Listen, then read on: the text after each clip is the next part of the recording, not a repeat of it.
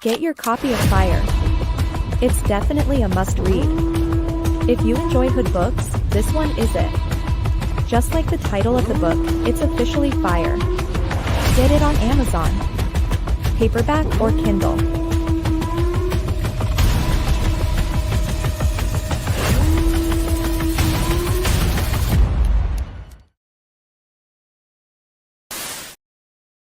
The once goal-driven, ambitious Sapphire turns to the street life after the sudden death of her big brother Dre. Dre's best friend Devontae tries to honor his homeboy's last request of looking out for his baby sister. A rebellious Sapphire makes it very difficult for Devontae to carry out his promise.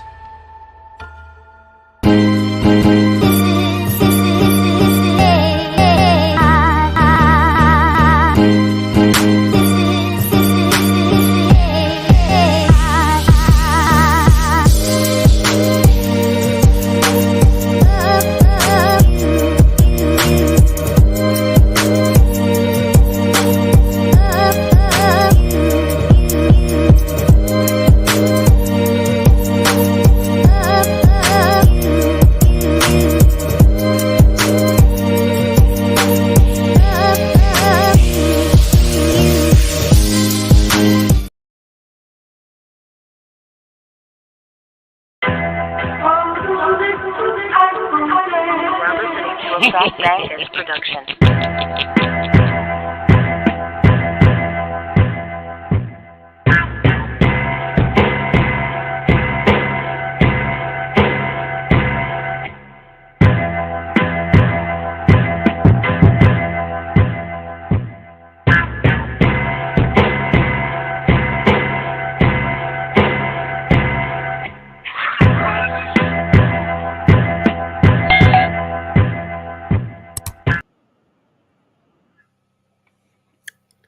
Peace. This is the enemy's public, and I am Bro.Nasir. I'm coming to you today with a new series. It's called America's Sins, Law and Disorder. These type of programs works itself out as long as we have crooked, rogue police officers across America. We will always have a program like this. I don't even think that they make cell phones, without a camera on them today. I don't even think they make them. Yet, the police have cameras on them. And citizens, the people, have cameras on them to record the police. And the police don't even care when they violate people's rights. They don't even care. Peace to my brother, Big Dog Philly OG. Thanks for tapping in. They don't even care when they violate people's rights. They have a camera on them, and you have your camera on them, and they'll still violate your rights with impunity. They don't even care. One of the main reasons why they don't care is when they're sued, when the police department is sued. We're suing the police department. If you're suing the police department and you win, that money should come out of the police department's budget. It shouldn't come out the city's budget. It should come out the police department's budget, because the police department was found at fault for violating someone's rights. So that's one of the main reasons why they don't,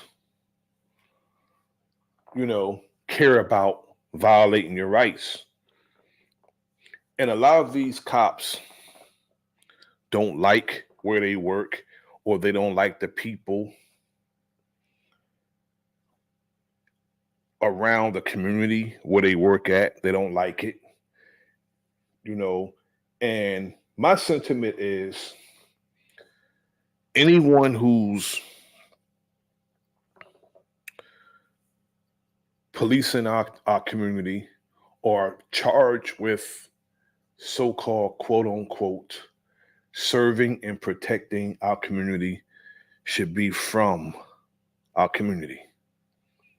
We should never have outsiders, someone who don't have a genuine concern in our community, among our people, charged with anything of public service.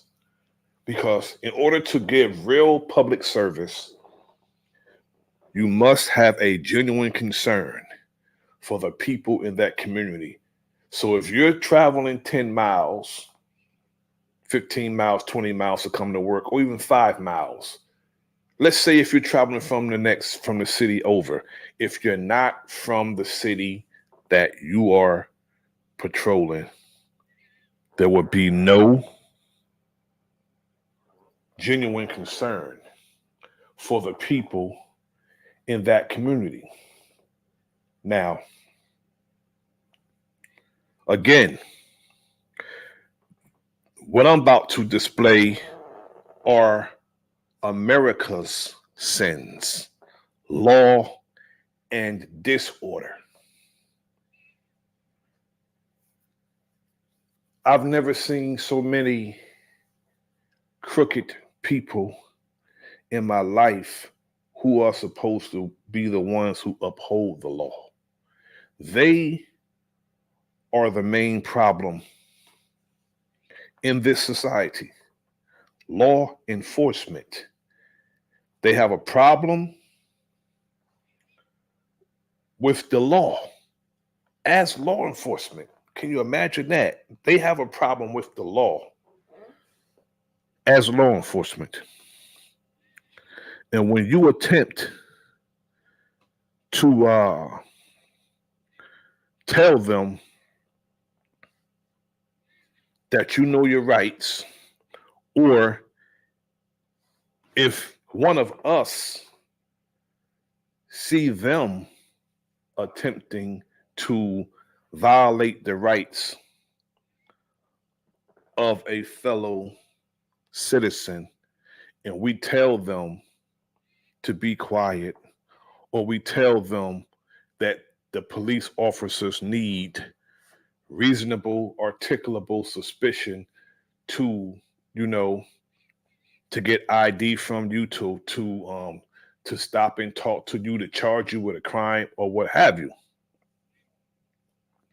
The police get bent out of shape and they want to charge you with something. They want to tell you that you are interfering in their investigation.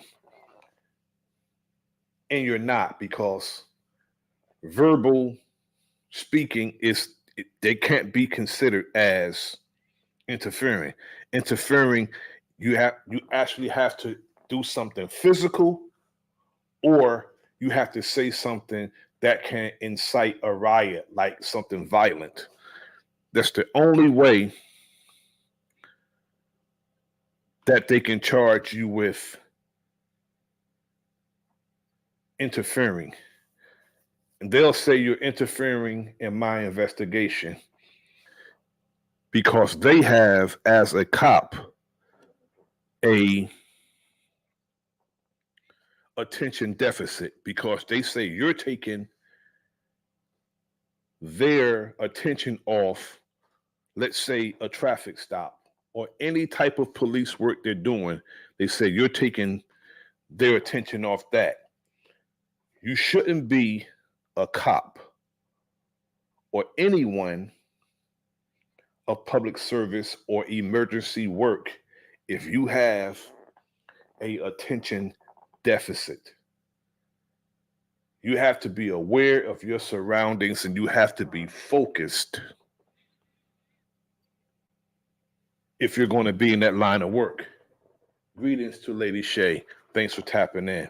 Now, again, this is America's Sins, Law and Disorder that we're going to be presenting this evening. Let me share my screen and get to it.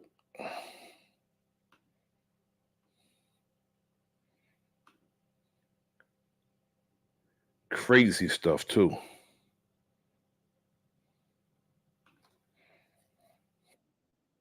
It's a mess. I think it's a mess. A triple stabbing sent shockwaves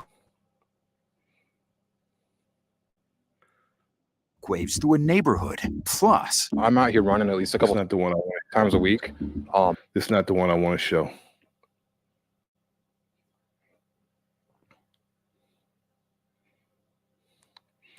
Moving on from that one, this is the one I want to start here.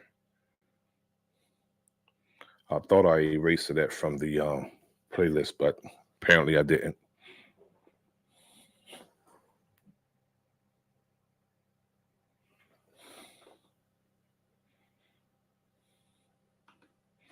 Now, You done made my damn night. What's her name? Jordan? What's your name, ma'am? Katie? You, sir? You, sir. What is your name? Welcome to Corrupt Cops, where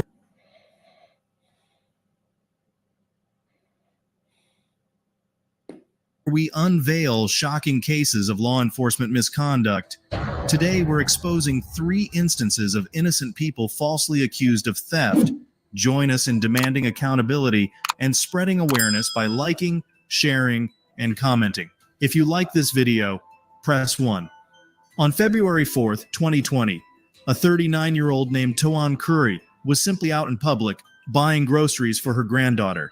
After completing her purchase, she left the store and got into her car, intending to head home. Suddenly, Officer Kevin Munger from the Jacksonville Sheriff's Office, who was working off-duty as store security, approached her vehicle. Acting on unfounded suspicions from store staff, Officer Munger demanded to see Miss Cree's receipt, sparking understandable anger from her.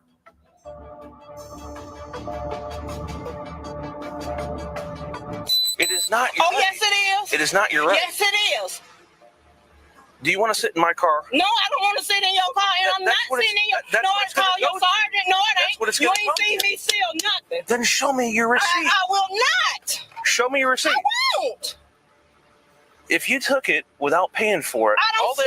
I don't steal. Then all I do not all they steal. want to do is I don't not have you steal. here. I don't steal. Okay, then show me your receipt. I won't do that. Then show me your receipt. I won't do that. Why? I won't do that because. Do you realize you can go to jail for that? Oh, I realize if I stole it, but I don't steal. You're not cooperating. I'm not cooperating because you ain't got no probable cause because they said something. Go watch the camera first. Ma'am. I'll walk back in there with you and go watch the camera. No, I'm upset because I don't see have this every. Now she was willing to go back into the store to watch the surveillance footage to get to the bottom of it. She is standing on her rights. And the cop thinks that she should cooperate with his unlawful request that turned into an unlawful order because someone made a unsubstantial claim that she took something out of the store. And it's all about the cop getting you to do what they want you to do. You should cooperate.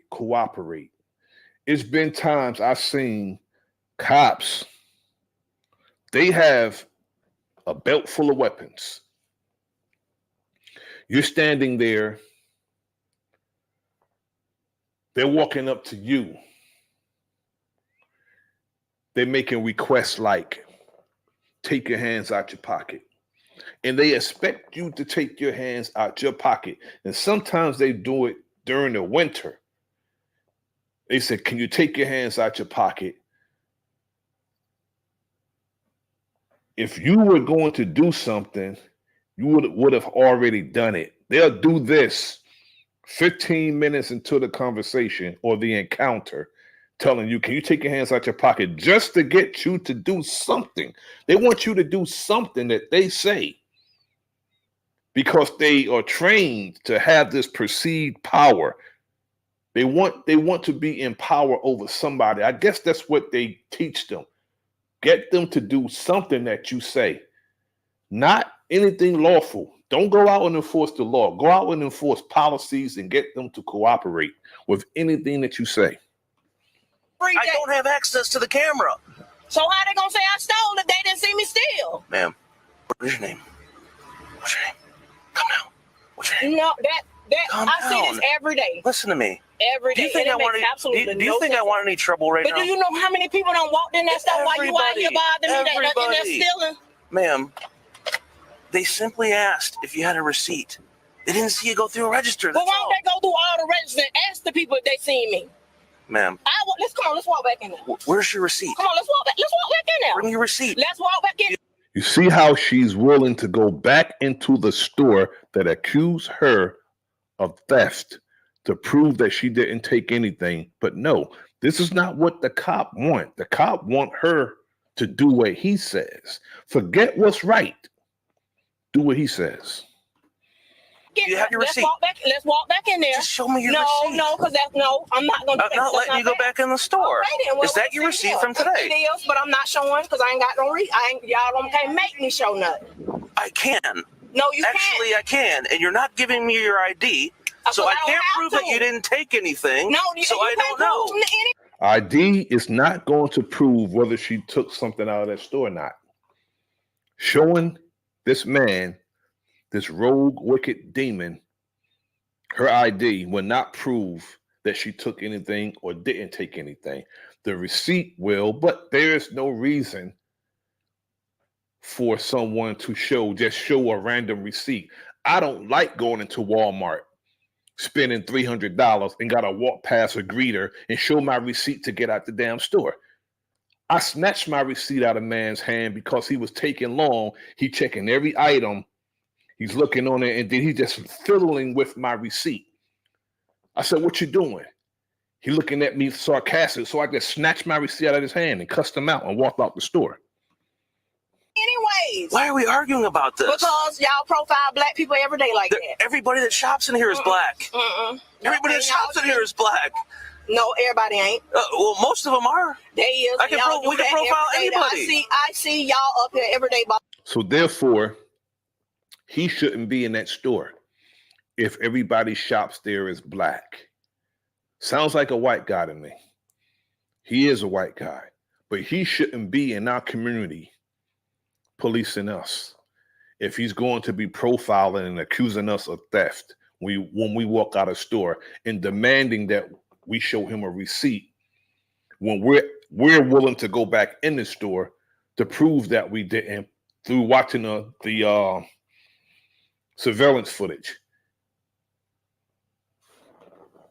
I don't bother anybody. Whoever. Can you just show me your receipt? No, I'm not going to do that. Miss Correa gets upset when accused of theft, believing it's because of racism by the police who she feels racially profile people. She suggests reviewing CCTV footage to prove her innocence instead of giving her receipt, fearing it might be tampered with. This would have allowed for a fair examination of the evidence while respecting her rights and avoiding conflict. Which is something, most case scenario, the police don't give a damn about your rights. When you start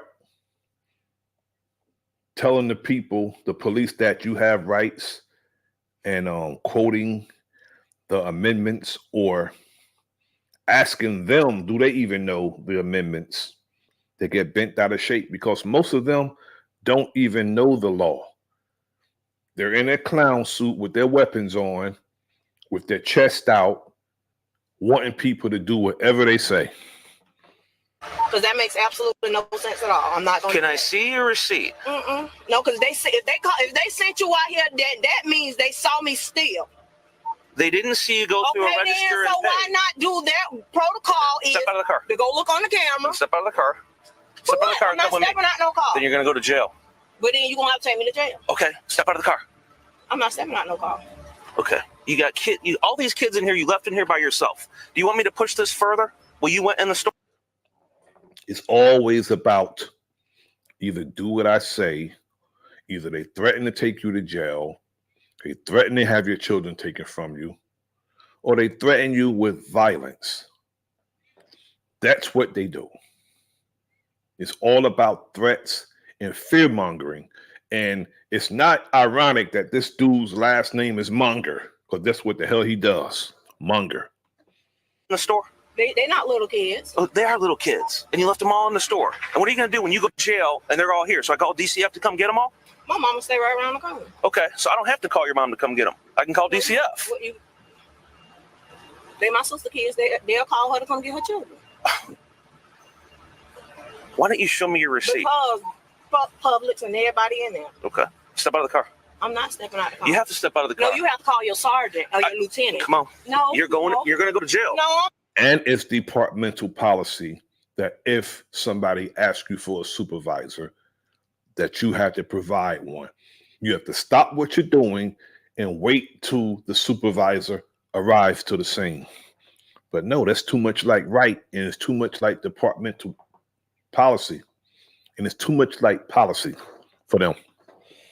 No, I'm not. You're going to go to jail. No, I'm yes, not. You are. No, I'm not. Give me your receipt. I'm not giving you my receipt. Come on. No, I'm You're not. going to jail. No, I'm not. You're going to jail. No, I'm not. You're going to jail. I'm not. No, I'm not. You are going to jail. No, I'm not. I'll tell you what I'll do. No, I'm not. You're going to jail. No, I'm not. Call your mama. Come on. No, I'm not. You're going to go to jail. I'm going to taser you. I'm going to taser you right here, right now. Me. I'm going to taser you right now. Tase me. See how wicked he is? He'll do this right in front of the children. Not trying to de-escalate. He'll do this right in front of the children.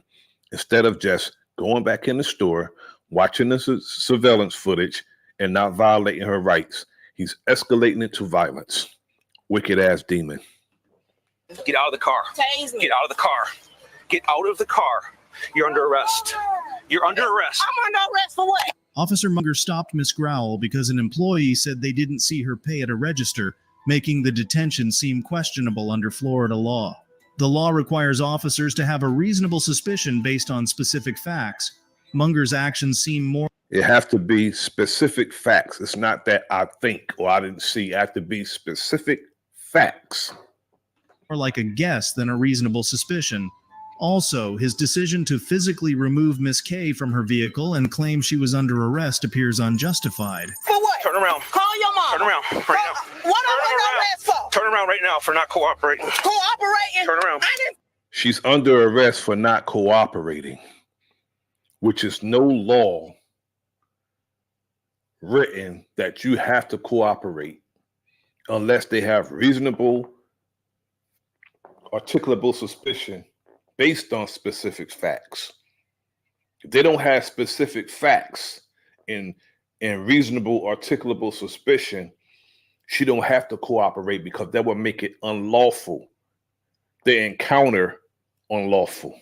This whole entire encounter was unlawful, and because she didn't cooperate, she's under arrest. She don't have to give ID until she's under arrest. Still. Tasing you right now. Get down on the ground. Get down on the ground right now. Get down on the ground. Put your hand behind your back right now. Right now. Give me your other hand. Right now. Lay on your face. Oh, wow, that's really nice. Thank you. Thank you, ma'am. Give me your other hand. Give me your other hand right now. I didn't steal nothing. It is. It's Not in mine. front of the children. My dad works on the police department. Oh, that's really nice. I got Go away, ma'am. Go away. Keep recording, ma'am. Idiot. Oh, yeah. Recording, ma'am. Yeah, right. Keep recording. Thank you. Call him. My number is 549-3859. Stand up. Now you're going to jail. Yeah. Hey guys, just stay there, okay? I'll be with you in a second. You think I'm gonna go and steal some chips? Oh, cause I'm black, almost definitely. Can you Go. call my family? Walk to the car. Stop doing that to me Walk like to the that. car. Cooperate. I am cooperating. Walk to the car. Can you call my family for me? Walk to the car. Constantly saying walk to the car while she's walking to the car is all about cooperate. That's the only word that he's been using. Cooperate, cooperate, cooperate. And she's not getting any of his pay. He's not sharing that pay with her. So she don't have to help him with his investigation against her. That's called self-incrimination. She don't have to cooperate.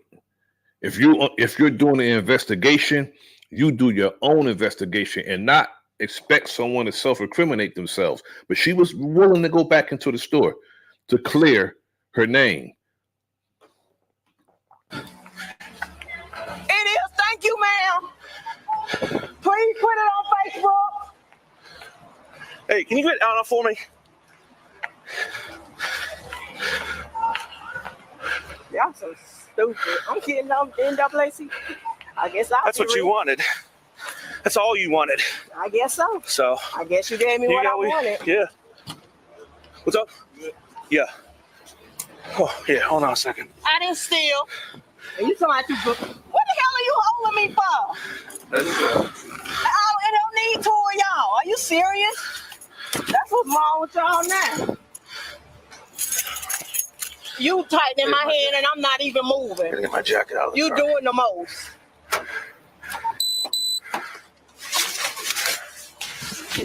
Here, yeah, you can sit her in here. Just have a seat. Officer Munger messed up big time during an incident. He forgot about Miss Kell's Fourth Amendment rights, which ensure people's privacy and security. He unlawfully searched Miss Crow's car and detained her without proper justification. Munger also violated the rights of a bystander recording the incident and then used a taser unnecessarily, making the situation even worse. It really don't matter. No, I just, hang on a second. Battery in my portable is dead.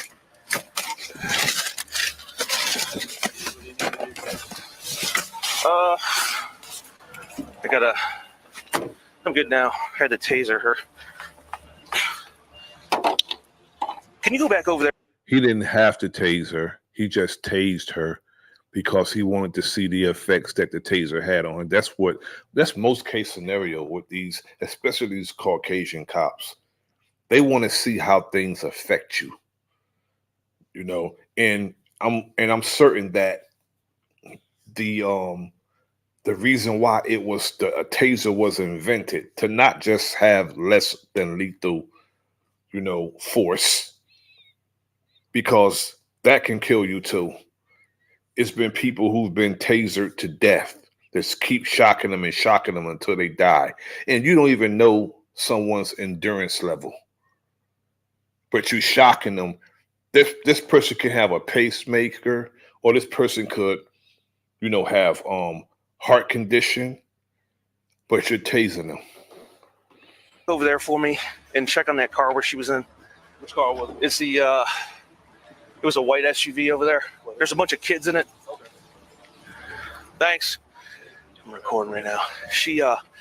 Anna told me that she walked by. I saw her walk by with a bag. I didn't see her at a register. So I go over there to her car just to check and say, hey, you got a receipt? I need to see your receipt. She refused to show me a receipt, refused to show me her ID. So I'm like, listen, I mean, if you took something here, you didn't pay for it, they'll probably trespass you, but I need to see your receipt. She wouldn't show it to me. And so it just got ugly over there, so I had to taser her and stuff. She's going to go to jail. I don't know if she paid for her stuff or not. But In this situation, according to the rules set by the Jacksonville Sheriff's Office, I don't know if she paid for her stuff or not, but she's going to jail. He don't even care whether she paid for her stuff or not. He just wanted to take somebody to jail and use force on somebody. And it really makes him a straight up bitch because it was on a woman. Officers can only use force when it's reasonable and necessary, and they must follow state and federal laws. They should try to calm things down before using force, but in Miss Craw's case, it seems like Officer Munger didn't try that and instead tased her, possibly because of his negligence or ego. The rules also say when officers can use a taser, like when they're making a legal arrest, facing resistance, or if someone is a threat or trying to run away.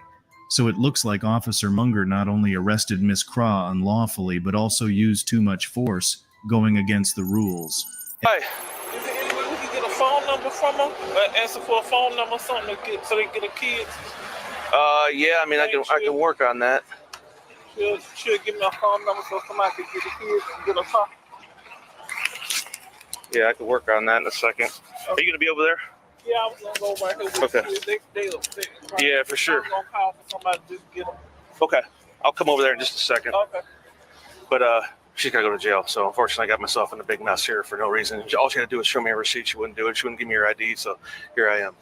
He's admitting that he messed up and that he got himself in a mess for no reason. All of this is on him. He did everything he did for no reason. Not her fault. It's a mess. Who's that other guy? He works for us. He's off duty. He's got his badge with him, so I just had him check on those kids. I'm sorry, Mike. I gotta.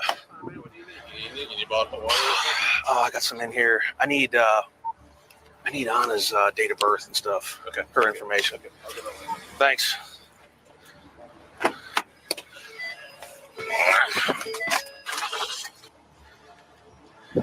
7936. Can you send me a supervisor or another unit to Publix? It's 7628 103rd Street, reference to a 1015 that I had a taser. And also send me a rescue. You didn't have to tase me. You want to tase me. You want to keep me in my head.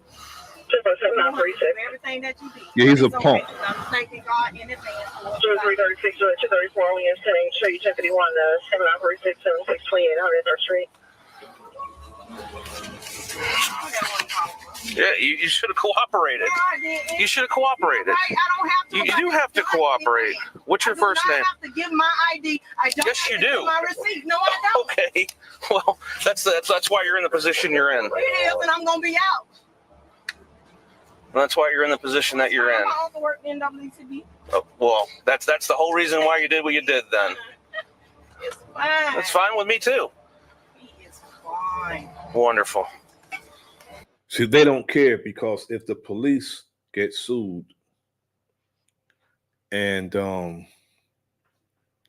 she win, it don't come out their budget. It come out the citizens' pockets. It comes out her pocket. She get money from the taxpayers, money that she's already paying.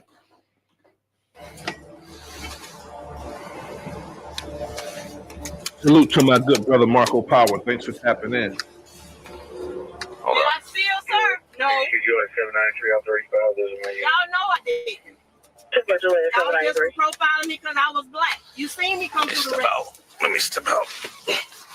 Hey, is there any chance we could check the on a second?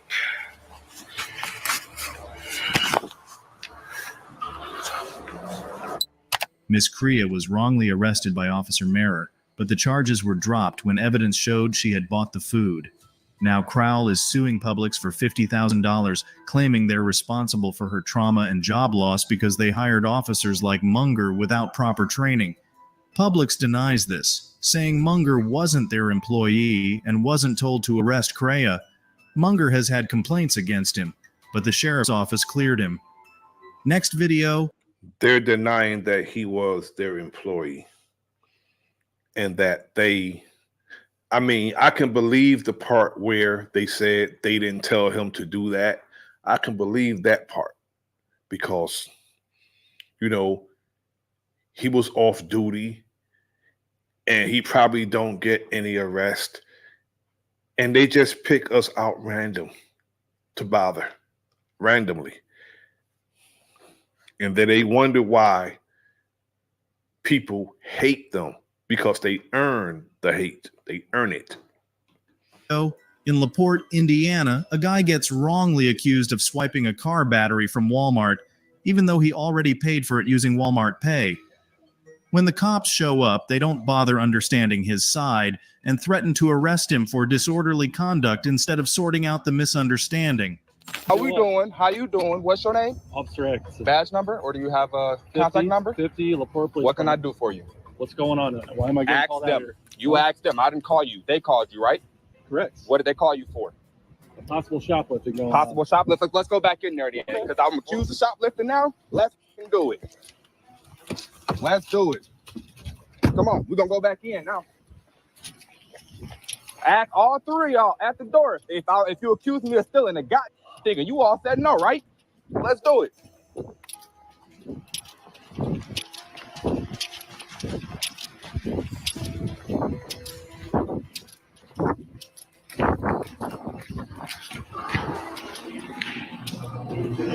You done made my night. What's your name? Jordan. What's your name, ma'am? Katie. You, sir? You, sir. What is your name? You accused me of stealing. What is your name? I'm gonna put you in handcuffs. You are not gonna put me in handcuffs because I didn't do a goddamn thing, and if you do, I will sue your company. I will sue you. I will detain you if you don't. Supervisor, you know me. You know me. You know I'm a law. You see how fast the threats came? About a minute and a half until the encounter, because he's upset, justifiably, because he was accused of stealing something that he paid for. And they don't expect him to be upset. See, the police will anger you and then ask you why you're so angry, being condescending, because they know they're making you angry. Law-abiding citizen ain't like goddamn thing. I want your supervisor here now. What's going on? I want your supervisor. That's what I want. Call your supervisor, bro. You know us. You know. What's going on? You better talk to him. You better, before you make a big mistake. Get your supervisor here, bro. What's going on? I didn't call you. They called you. So get your supervisor, please. I'm asking you, bro. I'm gonna tell you. Get your supervisor. You are required to get me your supervisor upon asking you. Get me your supervisor, please. I didn't do shit. They called and said it's a possible shoplifting, right? I'm pissed the fuck off. I work for my motherfucking money. I ain't steal shit in here. So ask them what's going on. I asked you for a supervisor, right? That's what's going on here now. So can I get your supervisor, please? I'm not telling you how to do your job. It's your policy to give me your supervisor upon request, is it not? How do you use my policy if you don't want to do that? I've read all of your policies, bro. I've read all of your policies. I am friends with your supervisor, bro. Literally. So get your supervisor here. Who are your friends with? Your supervisor. It's on a first name basis, bro. Literally. How many, like, you've been to my hotel how many times? Right. I've got to call you guys how many times? I'm even friends with the mayor, bro. So why are you yelling at me? Because I've asked you for a supervisor several times and you ain't got me one. This is his area. Whose area? Whose area? Him? Yeah. Okay, and he is your partner, right? Before he makes a big mistake talking about I'm going to put you in handcuffs, I'd like you to get your supervisor before he up tonight. So get your supervisor, bro. Get your supervisor, bro. Tell him to get a supervisor because I ain't steal shit. Are you accusing me of stealing? Who called him? Who called him and said a possible shoplifting? Because if Walmart's accusing me of stealing, I'm going to sue the fuck out of you. You understand that? I just walked up on it. No, I didn't. I'm not obligated to show them anything. I'm not obligated to show them anything. Ask the lady at the self-checkout if I bought it. Go ask her. That's what you should do. What do they claim you stole? Apparently, I stole a battery that I paid $194 for. Our battery? Yes. So you get a receipt for the Yes, I do. And I'm not obligated to show them anything whatsoever. You kind of are. No, I'm not. Under what policy am I obligated to show them anything? I had suspicion that you probably didn't pay for it. You have suspicion that I didn't pay for it? You, please, that is all I need. Say it again. You have suspicion that I didn't pay for it? Get your supervisor. Supervisor.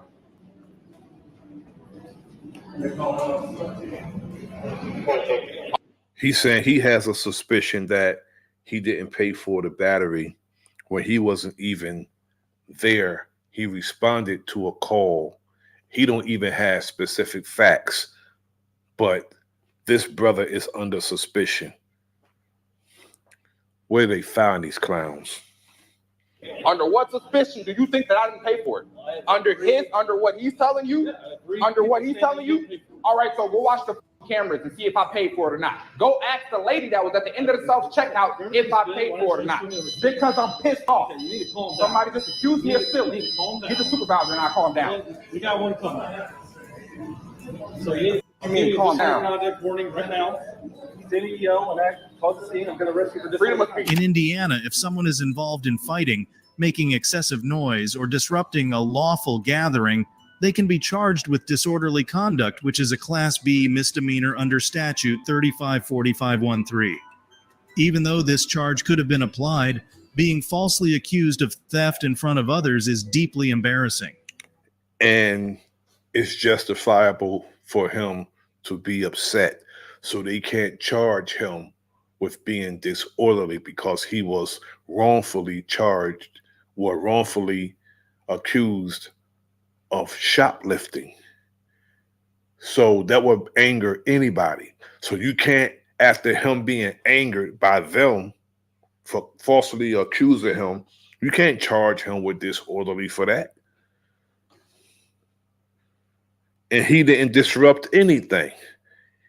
He was out of the store. Instead of acknowledging this embarrassment, the police chose to threaten arrest, illustrating a problem with contemporary law enforcement practices. Freedom of speech. There's no decibel limit on my speech. Freedom of speech. There's no decibel limit on my speech. There's no decibel limit on my speech. It's not causing a disturbance. I'm emotionally rational at the moment. I'm not causing a disturbance. I'm not. Please do it, and I will sue the out of you, bro. I'm not yelling at you. That's all they love to do is threaten you. You keep causing a disturbance, going to take you to jail. I'm going to take you to jail. I'm going to taser you. I'm going to do this. I'm going to do that. When these punk bitches wouldn't even approach nobody without those weapons on. I have a deep voice. Maybe your lawyer went to the same law school I did. Okay? So continue to yell, cause disturbance. If you continue to say I'm causing a disturbance, bro, you're going to have an issue. I'm not happy because my voice is deep. That's the issue. This is how I talk. No, You've never met me. This is how I talk. Okay? Get your supervisor. No, you're walking a thin line here, buddy. Supervisor. You're walking a thin line, making threats to somebody. That's their favorite thing. They earn the hate. That's why when something happened to one of them, I don't have no feelings about it. None whatsoever. Because they'll go out and do this is tough for us and they'll have a press conference, but they don't do that when they victimize somebody's damn family.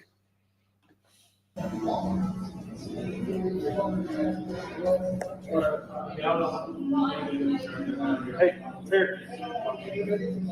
Who accused me of stealing?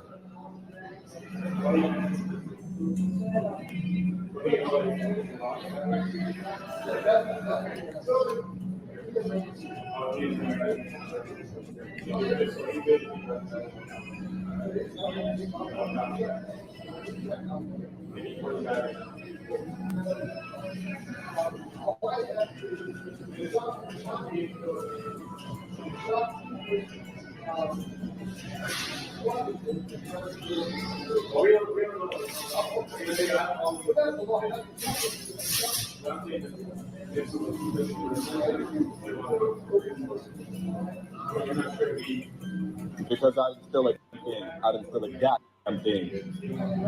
What you need to do is go watch the cameras. That's what you need to go do before you accuse somebody of stealing. The ultimate thing that these bastards want to do, regardless to what happened, they want to effect an arrest. They really don't care what happened there. They walk up in there and they see one of us. They want to take you to jail. Bottom line, people can say that's not true all they want, but bottom line, when they walk in, they want to effect an arrest. Before you have suspicion that somebody stole something, before you listen to somebody else's word instead of going to actually investigate. No, you swore an oath to uphold the Constitution. That's what you did, right? But He's using the wrong word. It's supposed to be uphold. But that's what he's doing. He's opposing the law, but he took an oath to uphold the law. But that's what they do most case scenario, oppose the law. They don't care nothing about the law as law enforcement. Not one thing about the law or anybody's rights. So when we start, see what's going to have to happen. That's another stream. There's another stream of what has to happen when the government, and they are agents of the government, become tyrannical. That's why I'm with former militias training. I'm with that because when the government becomes tyrannical, the citizens got to take a stand. Period. You came here and didn't do any investigating. You took it off of his word and said that I'm stealing. You have suspicion that I'm stealing. So how do people is better? With Walmart pay. With Walmart. How does that work? You have an app? Yes. It pops up on the screen a bar scanner, a barcode. Right. It gives you an option to click Walmart Pay, and it pops up on your camera. I know what that is. Exactly. That's how I pay. It doesn't give you a receipt. It pops up on your payment history on the app. I don't have to show them that damn thing. You understand that? I get you. My girlfriend is good, so I know what that is. You know I don't have to show them shit. Like you showed them Apple Pay for it? No, I can show them that because he assumed I paid with Apple Pay. I never had Apple Pay. Right. So I'm gonna pay with Apple Pay. You paid before you put in the store? You paid after? I paid at the register. Mr. Cole was arrested after a video ended, and he's now planning to sue both Walmart and the LaPorte Police Department. He's actively sharing updates. It's essential to stay informed about your rights and assert them when necessary. On January 4th, 2024, cops handled a 13-year-old selling palmetto roses outside a Walmart in Summerville, South Carolina.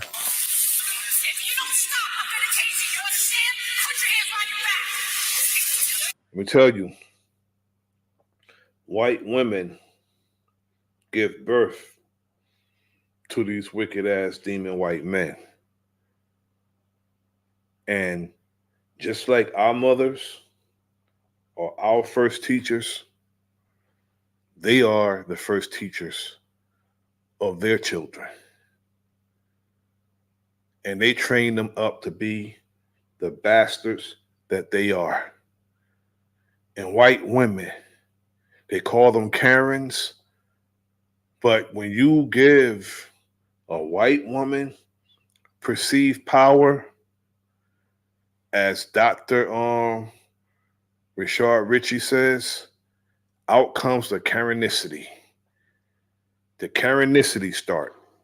I know we're going to walk him on trespass. He's only 13, apparently. Let's review the footage and determine if the officers violated this kid's rights right from the start. Let's juxtapose this scenario with that of a...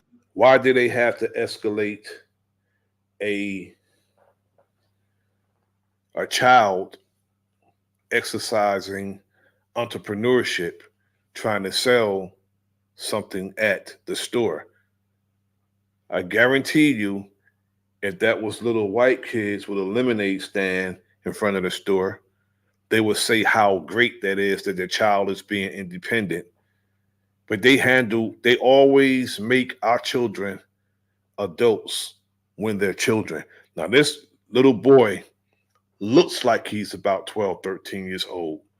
They don't care because he's a soft target. He's a child.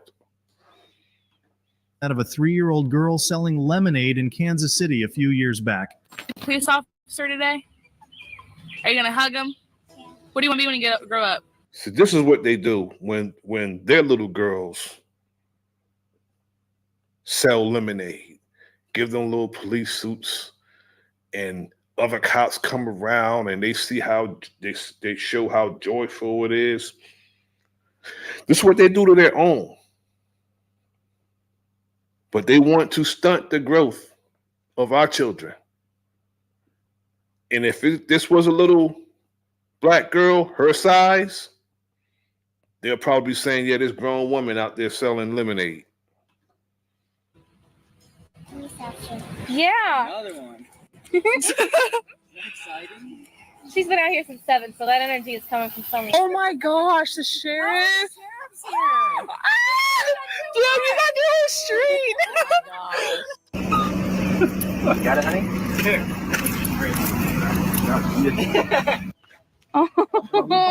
at her. She's on cloud nine, guys. Introduce yourself, Hannah, and shake their hand. Hi, I'm Kate. Nice to meet you. Say, I'm Hannah. Officers handled a situation involving a 3-year-old girl with care and sensitivity, which could leave a positive impression on her regarding law enforcement. This is not the case when they encounter us. They want to instill fear in us as law enforcement. Instill fear. They want white people to trust them and know that they are a tool for them if they need them. But us, they want to instill fear. This is contrasted with an incident in South Carolina where officers approached individuals selling pedo roses in a more assertive manner. They used a public announcement system and a direct approach, which may not have conveyed the same level of empathy as seen in the first scenario. This emphasizes how officers' attitudes and actions can influence public perception and trust within communities. And you cannot exclude the racial factor. The fact that there's a little white girl is the reason why it was handled that way. And the fact that there's a young brother at the Walmart selling the rose petals, it's a little brother. You can't exclude the racial factor.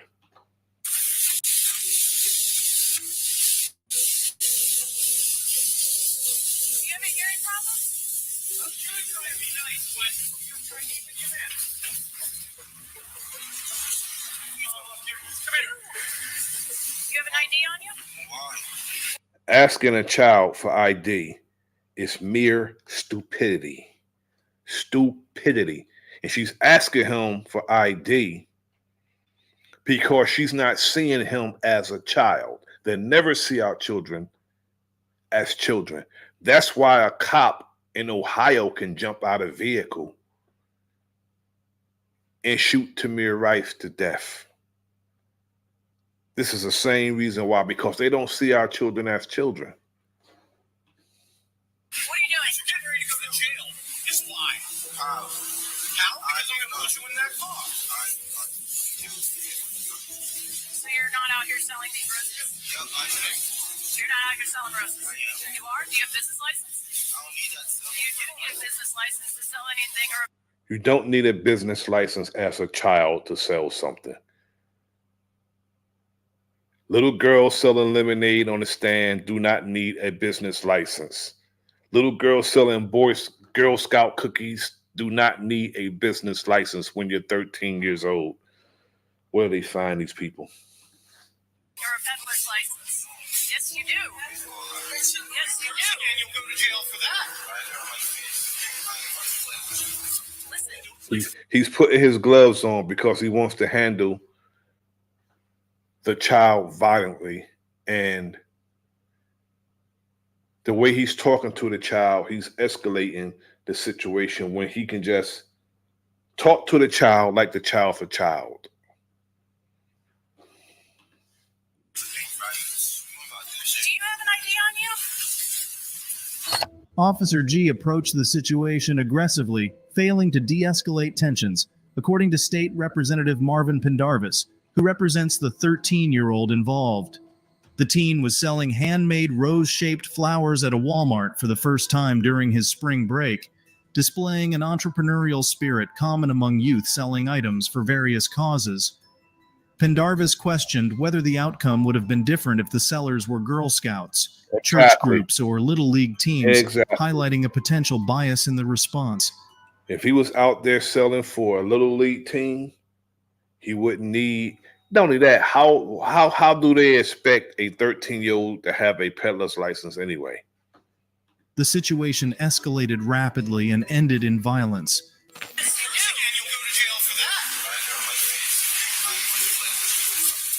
And what really angered the male cop is that the young brother was going back and forth with him. That's what really angered the cop. Now, I don't subscribe to a child going back and forth with an adult, because you got parents, or I'm certain that he got parents that can deal with this grown ass man. But again, that is a child. And if you get angered by what a child say to you, he's not coming up to your level. You're going down to his as a grown ass man.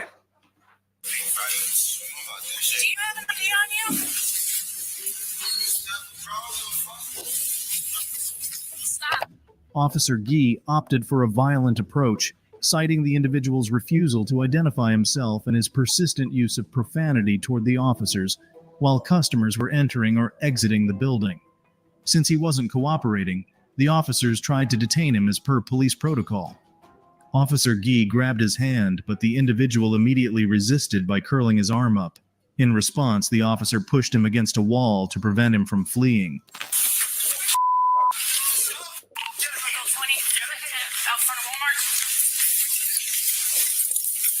And what do the she-devil does? The wicked she-devil, cave bitch do. She pulled out her taser and threatened to tase a 13-year-old. Give me your hand now. Give me your hand. Stop. Stop. Stop. Give me your hand now. Give me the hand.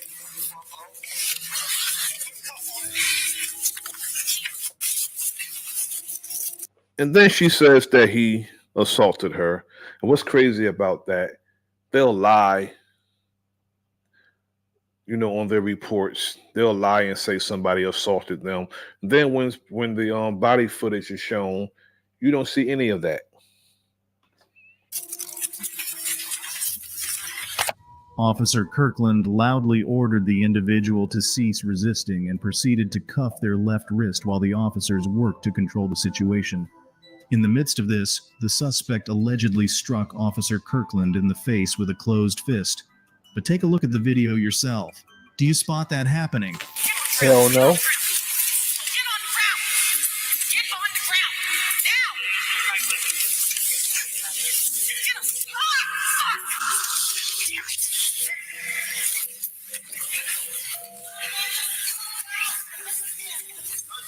you don't stop, I'm going to tase you. You understand?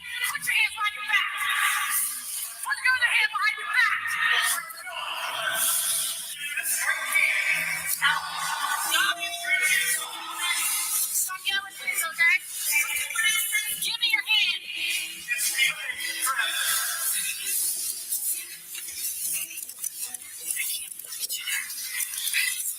going to have to loosen the phone a little bit. The both of them are outright incompetent and shouldn't even be cops.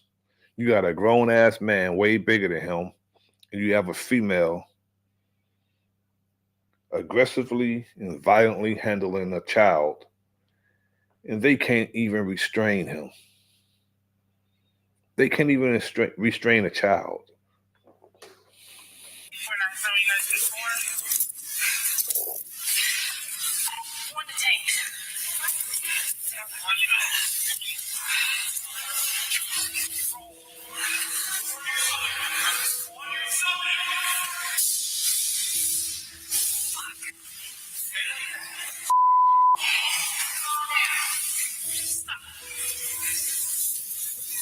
And then he has his knee on the child's back.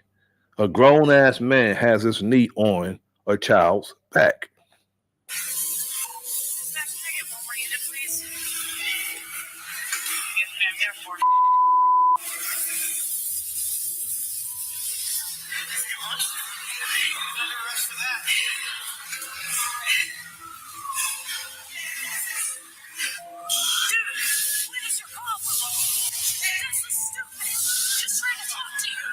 Dude, we were just trying to talk to you.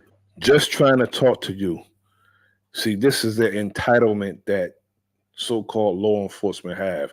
We're just trying to talk to you. There's already a stigma of how cops are. It's really not a stigma, it's the truth, because in reality, they're the scum of the fucking earth. Most of them. Not all of them, but enough to say that they're the scum of the earth. And because someone don't cooperate with them or refuse to have an encounter with them, a what they call it, a consensual encounter with them, this is what you get. Is that true? I believe this is called gaslighting. This is what really happened.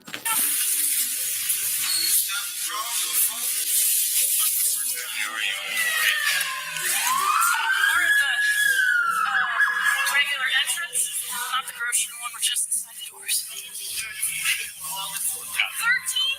You punched me in the damn eye, man. Don't get I got it. Go outside. Calm down. Yeah, step outside. Johnny, I got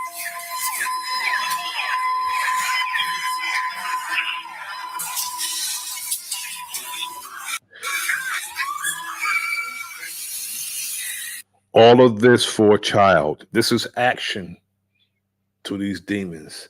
This is action. Sirens on, making all kind of damn noise. They're disturbing the peace. But they're supposed to be the peace officers.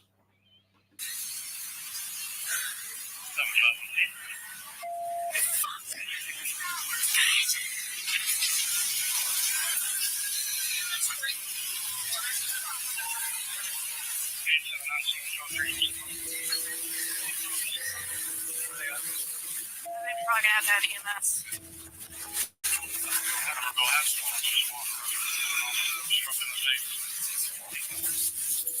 They're inside the door just right there if you want to go see what they need. David! David, probably said the door, alright? Why are you hanging out? Yeah. So he's out here doing the roses. We tried just talking to him. And you want to act like he didn't hear us. You didn't just talk to him. You approached the little boy aggressively. And of course, you're going to get some defiance. And it's a child, a 13-year-old. You're going to get some defiance. Most 13-year-olds, talk back to their parents. We get out with him. And he starts with like, hey, we need your ID. Because we know we're going to want him on trespass. He's only 13, apparently.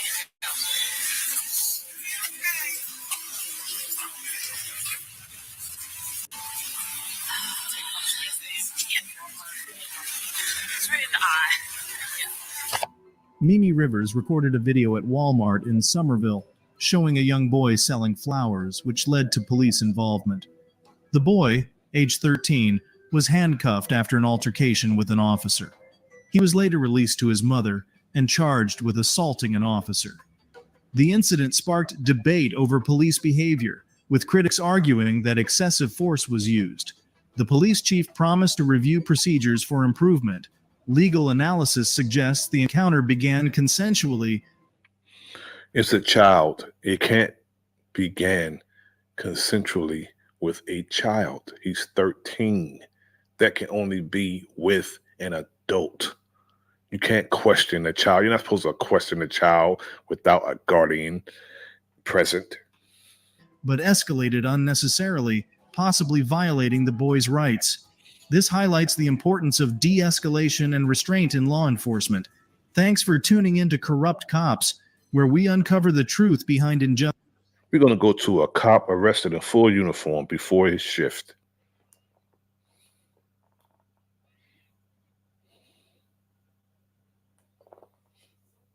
Law and Stand right here.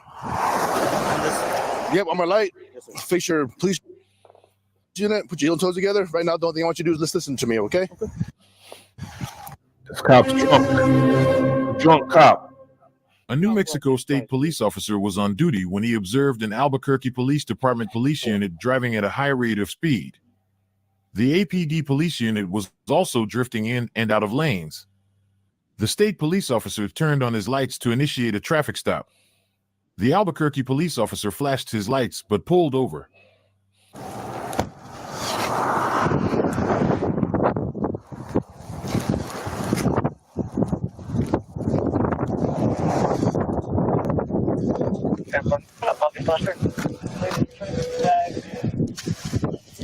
How's it going? Good, how are you? Good. What's the hurry? I'm just in my way to work. I have like 11 minutes left. Yeah, you have 9 minutes left? Yeah, I Okay. go in at 12. Okay, and also, you're not staying in your lane. I'm sorry, boss. I have a low tire. That's all it is. Come back here and talk to me real quick.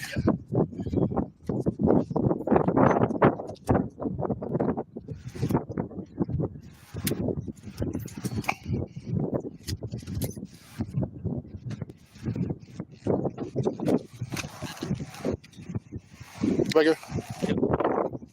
Over here. Yeah, so you're doing so stand right here. So did you see me on the freeway? I didn't see you. I'm sorry. Okay. You didn't see me at all? No, sir. You didn't see me at all? No, I didn't. Okay, were you doing a $112? I turned around. I actually saw you in the media, and I turned around. And I've been chasing you probably since the 2:12-ish. Okay. You know what I mean? Yes, sir. So, did you a favor? You have your weapon on you, right? What's that? You have your weapon on you? Yes, sir. Let's put it in your car real quick. Okay. And your taser. Okay.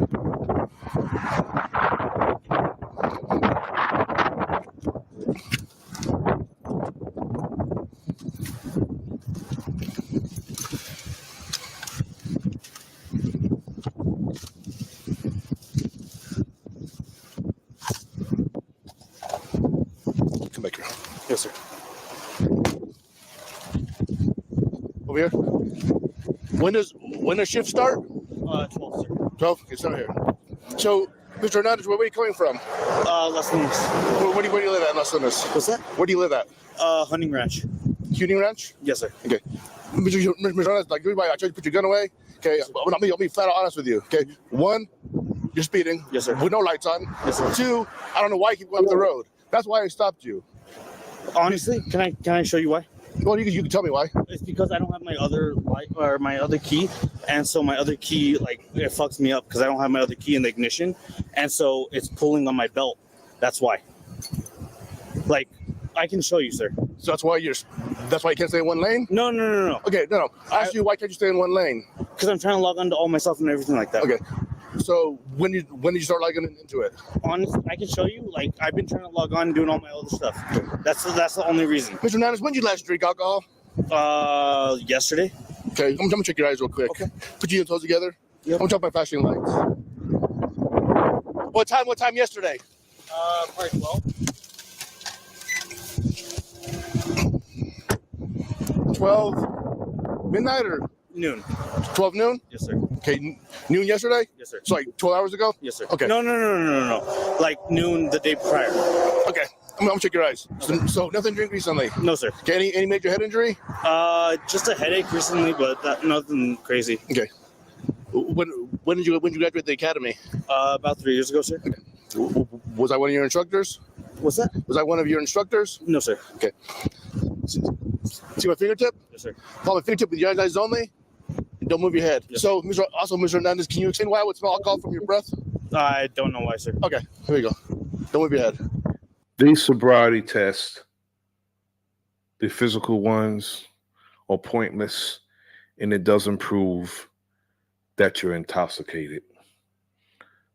You know, a lot of people can't do, most of those cops that's putting people through these tests, these physical tests, can't do that shit themselves.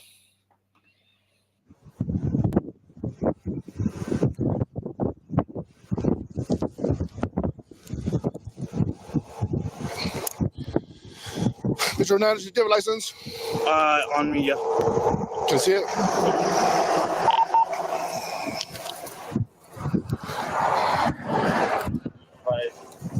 Who's your sergeant? Sergeant Folk. Jared Folk. Okay, wait right there. This is very awkward for me, Mr. Hernandez. White Honda Civic.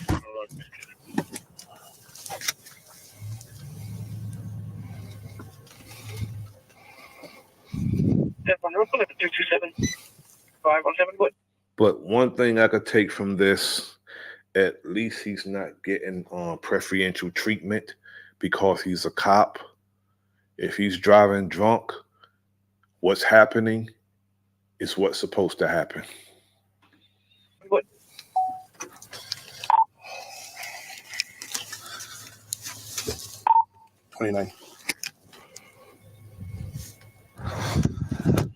Okay, go ahead, Mr. Hernandez. Stand right there. Yes, sir. Okay, same drill. Put your heel and toes together. Yes, sir. Is that your sides? Yes, sir. Follow fingertip. Don't move your head.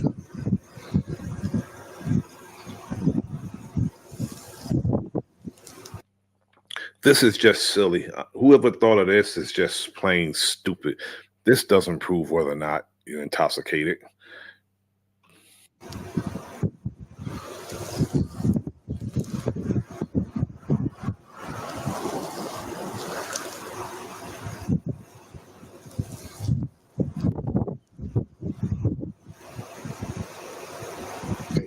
Don't look at my knuckle. Look at my fingertip. Okay.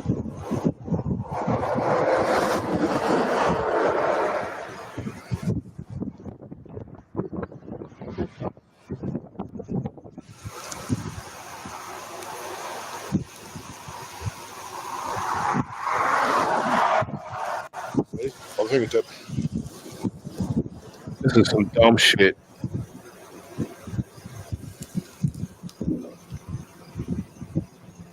This is our tax dollars at work. This is what they train the cops to do as far as sobriety tests. He should have a breathalyzer, have him breathe into the breathalyzer, and that would show whether or not he had something to drink or too much to drink, the level of alcohol, the alcohol level. But this is stupid.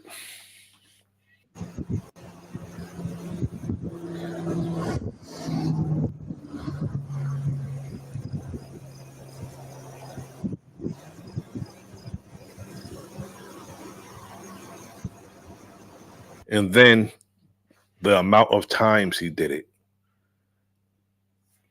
is not consistent with the policy. Not supposed to do it that many times. That would tire anybody's eyes going back and forth and not turning their head. I don't even drink and I'll turn my damn head.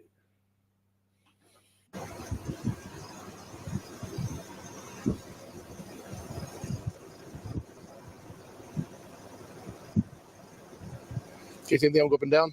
Follow fingertip. Yep.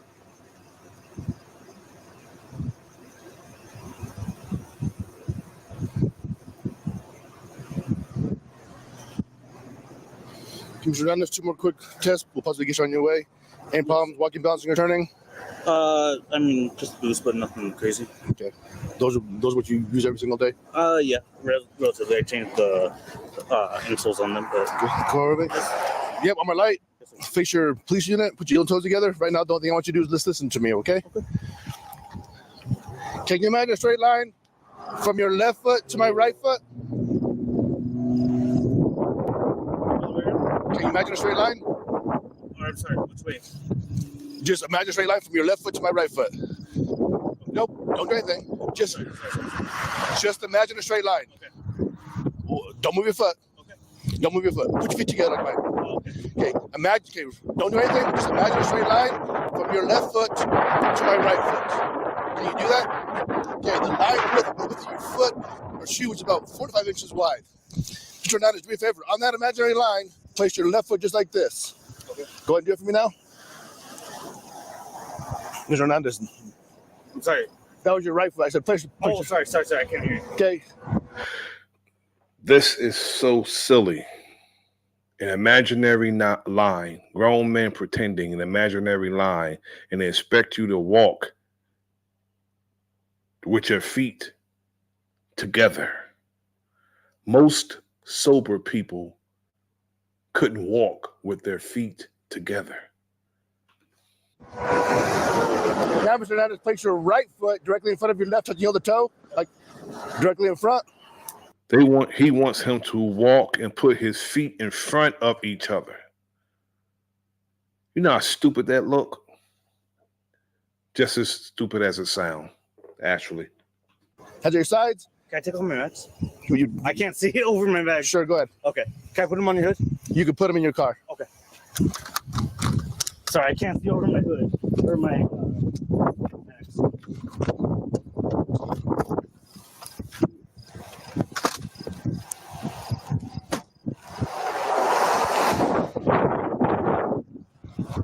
Right there.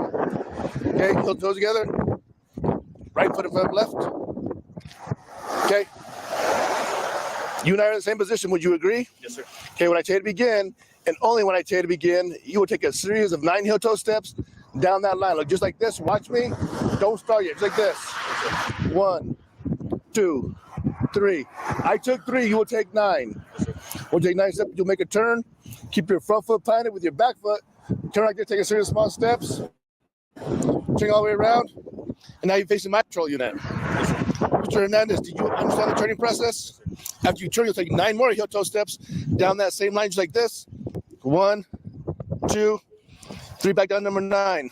Yes, sir. Mr. Hernandez, throughout this test, keep your hand directly at your sides. Yes, sir. And out in your pockets. Yes, sir. Look down at your feet while you count, and count out so I can hear you. Also, once you start this test, don't stop until you've completed it, and don't forget to touch heel to toe. Okay. Any questions? No, sir. You feel understand what I want you to do? Yes, sir. Next up will be step number 1. 1,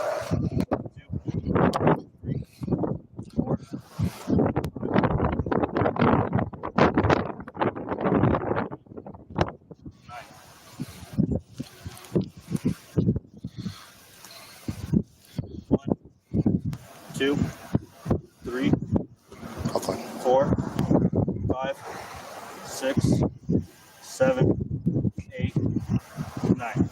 Okay, turn and face me. Heels and toes together. Hands on your sides. Can we do on the other side of your unit? It's super windy. What's that? Can we do the other test on the side of your unit? No, we're state police. Everything's done in our front. Okay, that's fine. I mean, it's super windy. Oh, gotcha. Okay.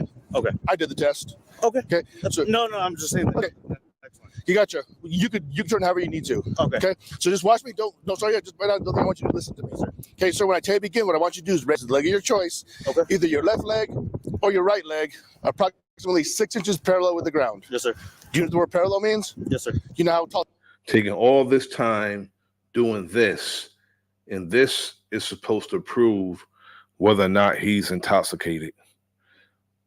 Lifting your leg up, walking heel toe, 1 foot in front of the other, following his finger for 10 damn minutes. It's supposed to prove whether or not you've been drinking and driving. How tall 6 inches roughly is? Yes, sir. Silence. Okay. Okay. Watch me. Don't start yet. So what I'm gonna do is I'm gonna raise my left leg. Okay. My left leg looks at my toes pointed. Both feet are straight. My hands on my sides. Once your foot is raised, count like this: 1001, 1002, 1003, 1004, 1005. Just keep on counting until you try to stop. So doing this test, keep your hands at your sides. See, the object of these sobriety tests is to frustrate you. That's what it is. And get you impatient. That's what these are prescribed for. Because he can easily pull out a breathalyzer and have him blow in it. Look down the foot that's elevated and count out loud. Yes, sir. Any questions? No, sir. Do you feel understand? Yeah, can I? Sure. You can face whichever way you want. Whenever you're ready, I'll tell you when to stop. 1001, 1002, 1003.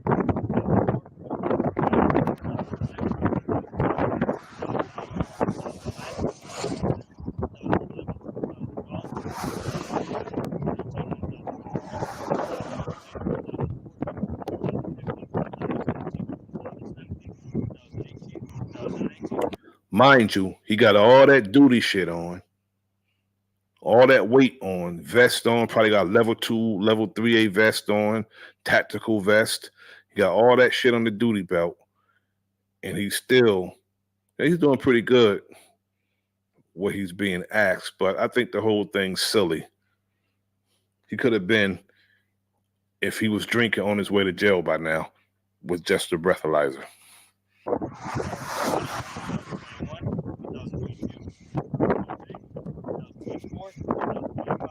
Okay, come over with me. Can you count backwards? Yes, sir. Count backwards from the number 58 to 43 backwards. Yes, sir. Don't sing them. Don't sing them. Don't sing them? Yeah, just count backwards. Okay. 58, 57, 56, 40 or 58 to where? 43. 43, okay.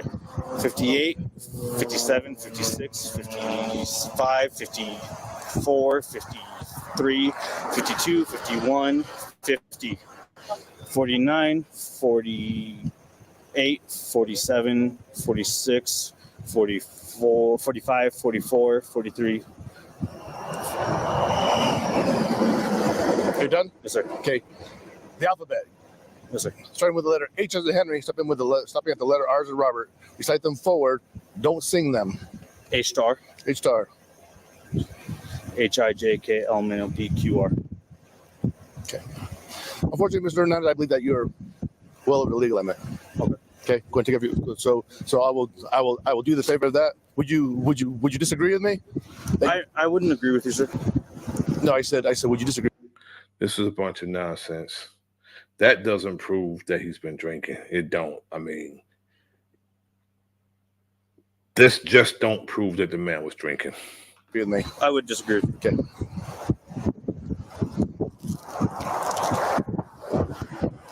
Can I put it in my unit? Sure.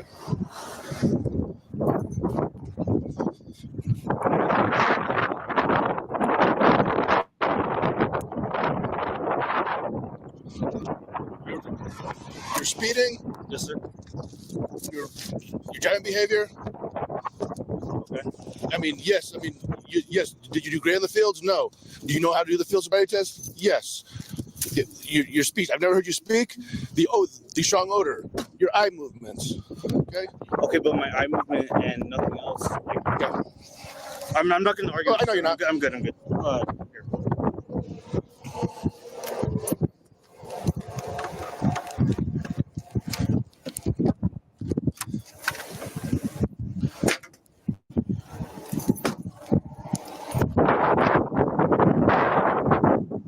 Who's your sergeant?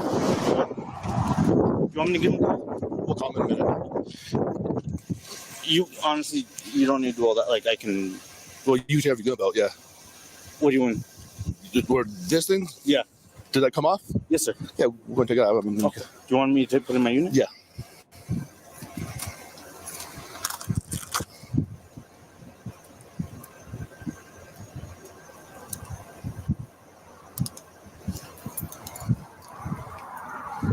As you see, he's being arrested for DUI. You know, if he smells like alcohol and he's slurring his speech, you know, it's possible that he's been drinking. But what I'm going to do now is take a promo break. And then we're going to move along from this video. But he was arrested.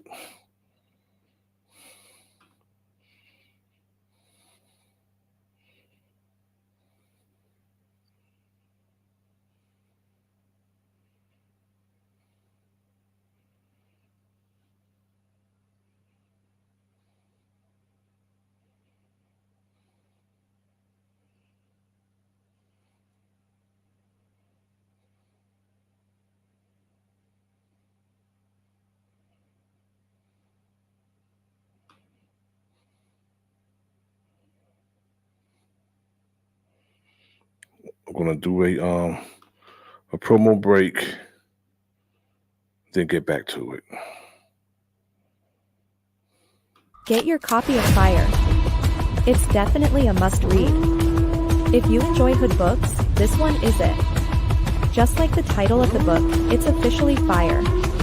Get it on Amazon, paperback or Kindle.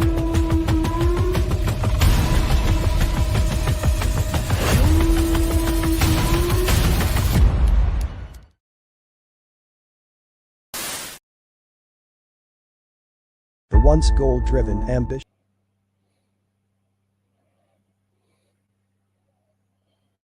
The once goal-driven, ambitious Sapphire turns to the street life after the sudden death of her big brother Dre. Dre's best friend Devontae tries to honor his homeboy's last request of looking out for his baby sister. A rebellious Sapphire makes it very difficult for Devontae to carry out his promise.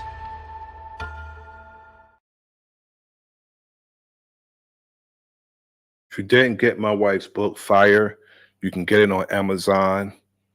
Go to books, type in FYRE, and you'll see the book Fire by Angela King James. You can get it on paperback or Kindle. I'm going to put the link and pin it in the chat as soon as I'm able. And on August 8th, 2024, 8 p.m. on the Enemies Public, we will be premiering the video from the network. They shot a video for the song, and it would be premiering on the Enemies Public August 8th, 2024, 8 p.m. Eastern Standard Time.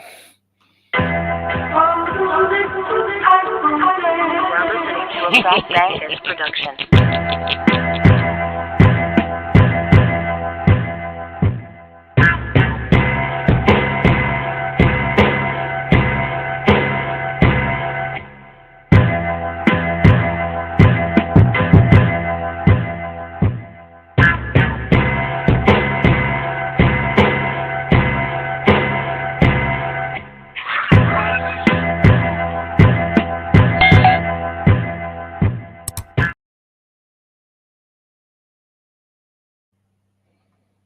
We're going to move on from this video to the next one, where a former Chattanooga police chief was indicted for 17 charges.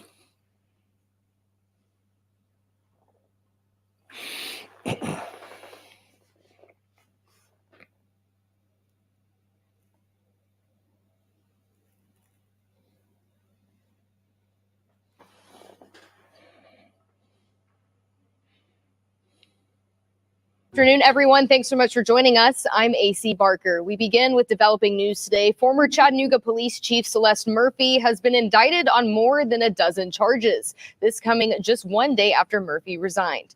News Channel 9's Jordan Karnback joins us live today with a deeper look at what led to the former chief's arrest. Jordan, what can you tell us? Run this department behind me now faces 17 charges of felonies and misdemeanors. Take a look at some of the video we have here. Former Chattanooga Police Chief Celeste Murphy has been booked into the Hamilton County Jail. She was processed this morning, and here's a look at her mugshot. As of now, she faces 6 counts of official misconduct, 3 counts of forgery, 3 counts of perjury, 3 counts of false entry in governmental records, 1 count of false entry on official registration or election documents, and 1 count of illegal voter registration. According to the TV. I tell you, they don't have a problem indicting cops when it's one of us. They don't have a problem with that. But you know what, though? That's what our people get for thinking that we can get in this system and do the same thing these wicked demons do. Let this be a lesson to our people who have a desire to get into the system. TBI, Murphy turned herself in this morning and was released after posting a $19,000 bond. Murphy's contract required her to live in Tennessee, and documents show Murphy listed her home address in Tennessee for voting records. But Fulton County, Georgia property tax records show she declared a home there as her full-time residence during the same time period. And records show that Murphy will be in court on July 12th next, and we'll continue to keep you updated on this. Reporting live in Chattanooga, I'm Jordan Karnback, News Channel 9. All right, Jordan, thank you. We also received a statement from the National Fraternal Order of Police on Murphy's indictment and resignation. The organization is made up of sworn law enforcement officers in the U.S. They describe the recent turn of events as a disappointing day for law enforcement. To read the full statement, you can head to our website, newschannel9.com. Now, I know everybody remember the horrific shooting in Uvalde, Texas, where a 18-year-old gunman went inside a school and shot children and teachers. And the police wouldn't go in and engage the shooter. They shoot unarmed people and murder them, running away from them, unarmed men and women, with impunity, with no problems. But you have an 18-year-old, untrained, still a child, with a weapon in the school, and he's shooting children, babies, and teachers, educators. And the police wouldn't engage for damn near an hour, gave this murderous young man the chance to kill as many people as he wanted before somebody shot him. But the ex-Uvalde school police chief, he was indicted on child endangerment. Here's the video. We now have details from the indictment of Pete Arredondo, the former Uvalde School District police chief. Arredondo and former school officer Adrian Gonzalez were criminally charged for their handling of the mass shooting 2 years ago at Robb Elementary. Fox 4 Stephen Dial read the indictment and is in studio with more. Stephen. Clarice, the indictment alleges that then Chief Arredondo knowingly and recklessly put the students' lives in danger. Some lawyers are now questioning the likelihood of him actually being convicted. Court documents detail the first criminal charges to come from the deadly mass shooting in Uvalde 2 years ago. Thursday, former school district police chief Pete Arredondo was indicted on 10 counts of endangering a child. And former officer Adrian Gonzalez is facing 29 charges of endangering a child. But it's rare that you see a law enforcement official indicted and successfully prosecuted for failing to discharge their duties. We asked former Dallas County prosecutor Russell. They should be charged and convicted because they violated the trust and the safety of not only people, citizens, those who they swore to serve and protect, but our most vulnerable children. They went in, they allowed this young man to go in, shoot and kill children and educators. They should be indicted. They should be convicted. They should be in prison for that. Wilson to interpret the charges. The indictment says Arredondo failed to identify the incident as an active shooter incident. 21 people were killed, 19 of them students. Hundreds of law enforcement responded but waited more than an hour to take down the gunman. What are we waiting on? Does anybody know? Arredondo surrendered Thursday night. He was briefly booked into the Uvalde County Jail and released. The district attorney did not comment on the criminal case against either former officer. There may be some question as to whether or not you can indict a police officer for discretionary discharge of their duties. So I would imagine that there would be substantial questions regarding that. Wilson pointed to the 2023 acquittal of Broward County Deputy Scott Peterson, who was charged after the 2018 mass shooting at a high school in Parkland, Florida. Peterson was charged with multiple counts of child neglect, culpable negligence, and perjury. As the school resource officer, he was accused of not taking action when I bet he was throwing those children around for misbehaving in class. I guarantee you that. I guarantee he was a hard ass on those kids. But when somebody coming in the school and putting the children's life in danger, he cowered. When the shooting was in progress. The officer did have to stand trial, certainly was, placed in jeopardy of going to prison for a substantial amount of time. And that process is rigorous. It's hard on the officer. It's hard on everybody involved. And so I would say that this will probably be the start of a significant legal battle. Now, it's unclear if any other officers will be charged. Wilson told me that the indictment details aren't clear enough for him to say if more officers will face charges. Let's go to the next video.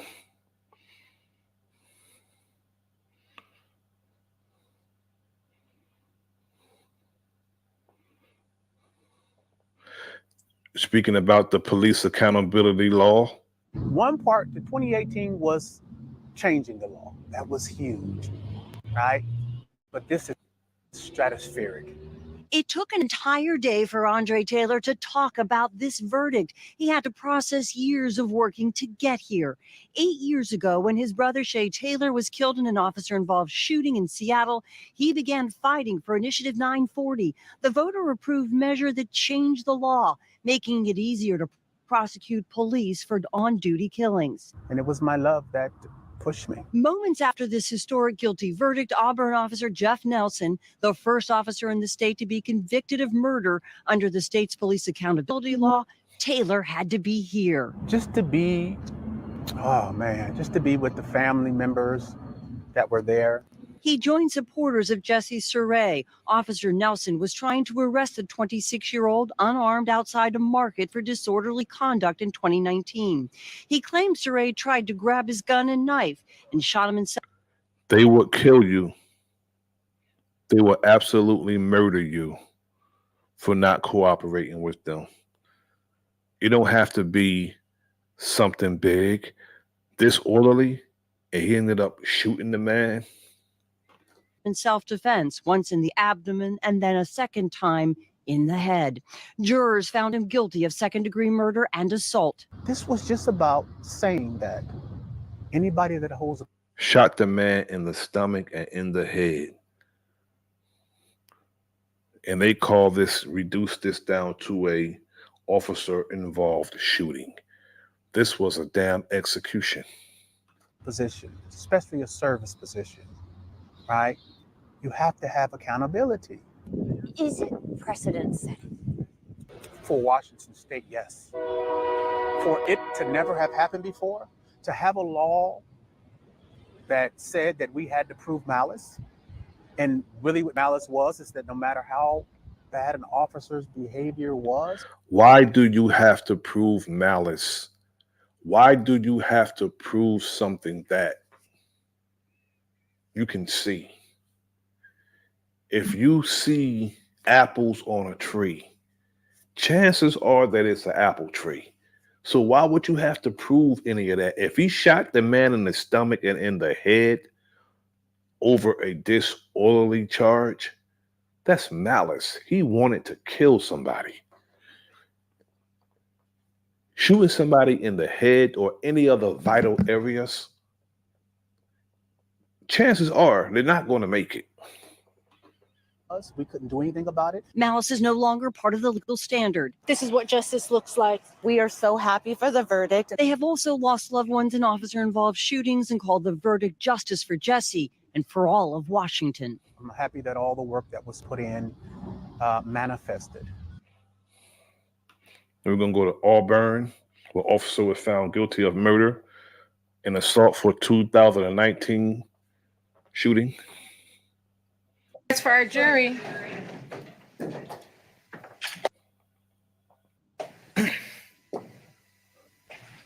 Same situation, though. Same situation. This is the verdict.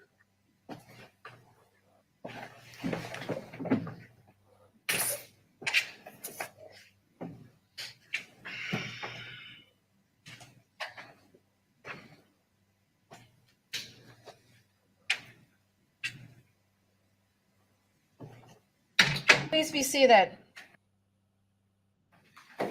So, our jury, it's come to my attention that you have reached a verdict. Mr. Foreperson, if you could please hand the forms to Ms. Doris for my review.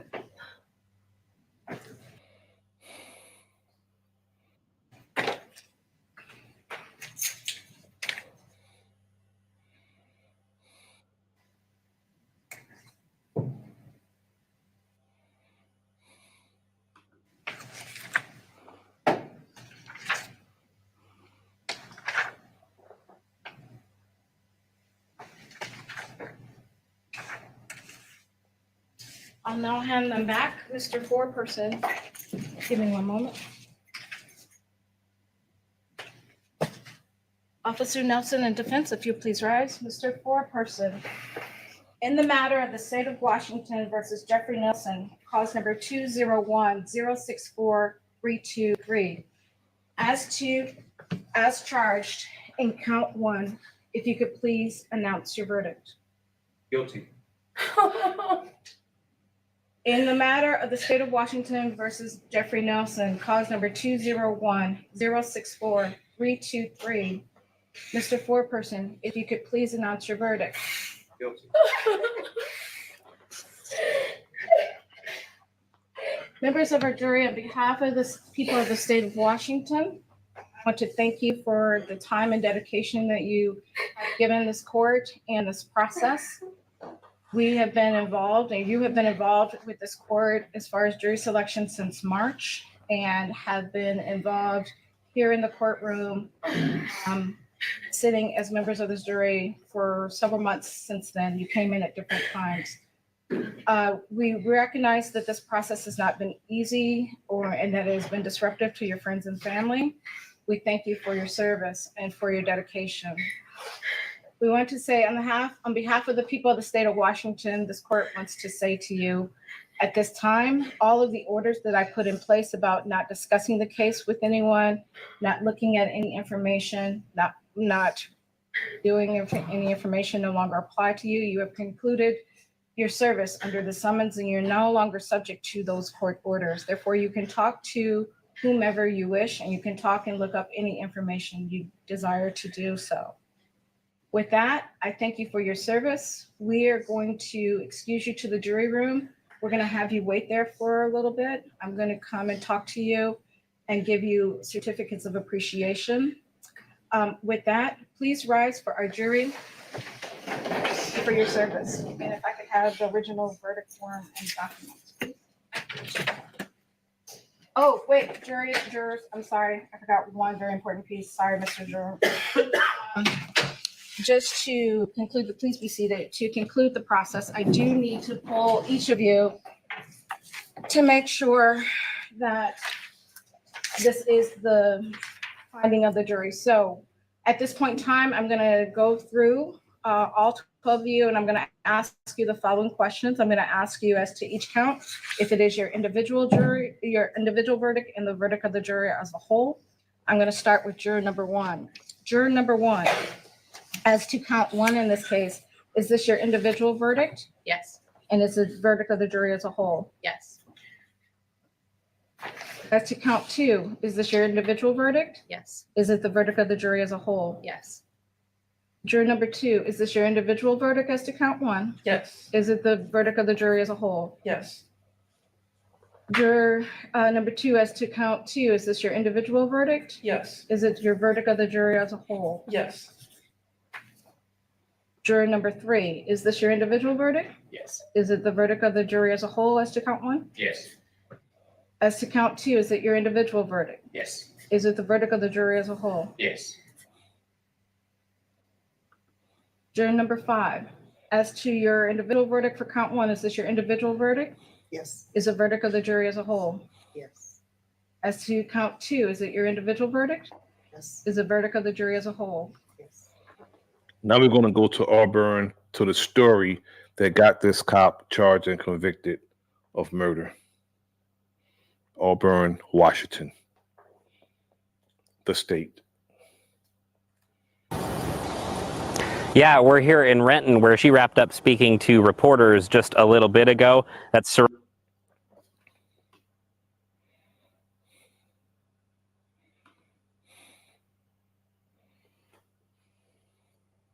Ray's foster mom. And after he was killed in Auburn last May. And the prosecuting attorney's office says this is the first time they have applied these charges under Washington's new I-940 law, which makes it easier to charge police in these deaths.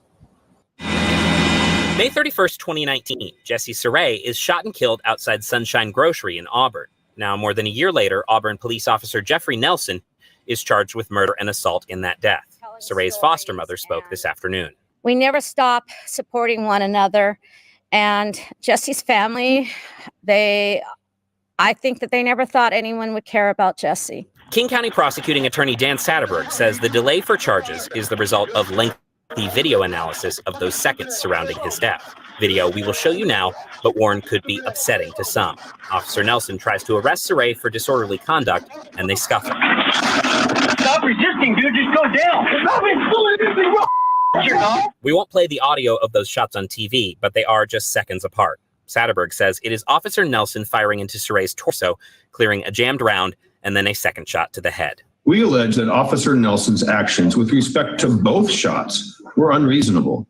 The jury will consider independently each shot that Officer Nelson decided to take. And thus we have brought a charge to reflect each gunshot. Though prosecutors say they are not asking Nelson be held on bail pending trial, just his guns taken away. Upsetting for his foster mom. I would want him arrested and behind bars. He does not need to be out there. Though she's glad to see a chance for a new ending to Suray's story. And I know that he's looking down and he's like, yes, thank you. Thank you for not stopping and fighting for this.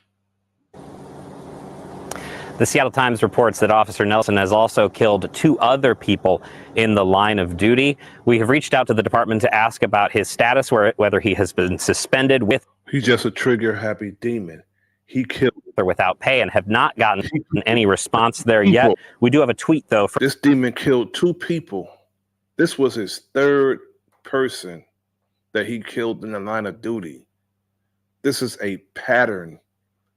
This man is a murderer. That means he resorts to violence on all levels. He resorted to violence trying to arrest the man for disorderly conduct, which probably wasn't even the situation. It probably was that comply, cooperate with me. Do what I tell you bullshit. From the city of Auburn saying the loss of life is tragic. We extend our sympathy to the Suray family and the community. Live in Renton, I'm Michael Crow, King 5 News. Now, this video coming up next is really despicable.